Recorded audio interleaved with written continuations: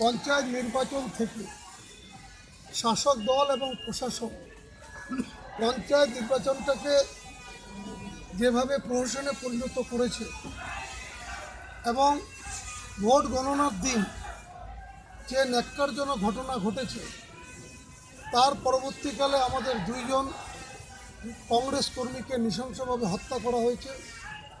তার প্রতিবাদে এলাকার মানুষ গত কয়েক মাস ধরে ক্ষিপ্ত হয়ে আছে। পরবর্তীতে যারা খুনি, যারা নির্বাচন করতে দিল না, পুলিশ প্রশাসন তাদেরকে আড়াল করল। তারা প্রকাশ্যে পুলিশের সাথে উঠবস করছে, খাওয়া দাওয়া করছে।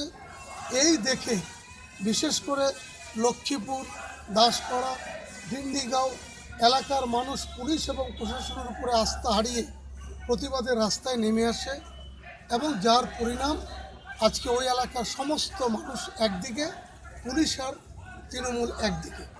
এবং সেই প্রতিবাদের রেশ যত দিন যাচ্ছে তত অগ্নিগর্ভ অবস্থার রূপায়িত হচ্ছে।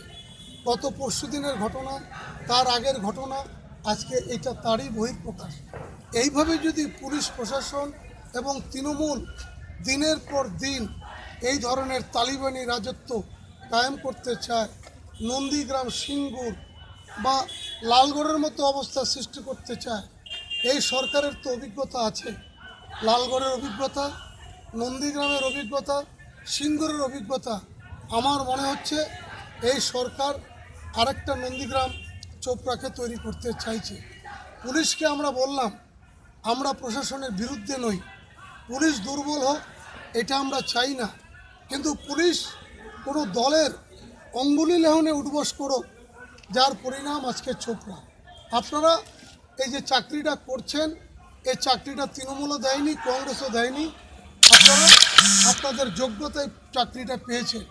আজকে আপনারা বলছেন আমি জানি না আগের অফিসার করেছে, তাহলে আপনি স্বীকার করছেন যে এই অন্যায়গুলো আগের অফিসার করেছে। আজকে তাই আমাদের কর্মীরা এবং সাধারণ মানুষ যে প্রতিবাদ করছে, প্রতিবাদটা ঠিক এবং সঠিক। তাই আমরা বলেছি আপনাদের দায়িত্ব, পুলিশের দায়িত্ব, প্রশাসনের দায়িত্ব, প্রথমে ও এলাকার শান্তি ফিরিয়ে আনো। যেভাবেই হোক, অল পার্টির মিটিং ডেকে হোক, মানুষকে আপনার কার্যকলাপের মধ্যে দিয়ে হোক, ওই এলাকার মানুষের শান্তি আগে ফিরিয়ে আনতে হবে। তারপর ধরপাকড়, জোর জুলুম এগুলো বন্ধ রাখতে হবে। এবং গত পরশুদিন জেলা পরিষদের নির্বাচিত প্রতিনিধি, তার বাড়ি যেভাবে ভাঙচুর করা হলো আপনারা দেখেছেন, অনেক কাগজে, অনেক চ্যানেলে ছবিগুলো দেখিয়েছে। আজকে যদি হামিদুলের বাড়িতে কেউ এভাবে ভাঙচুর করতো তাহলে কি এই এলাকার কোনো মানুষ থাকতে পারত? কিন্তু এ ঘটনা কিন্তু ঘটছে এবং আজকে তারই বহিঃপ্রকাশ।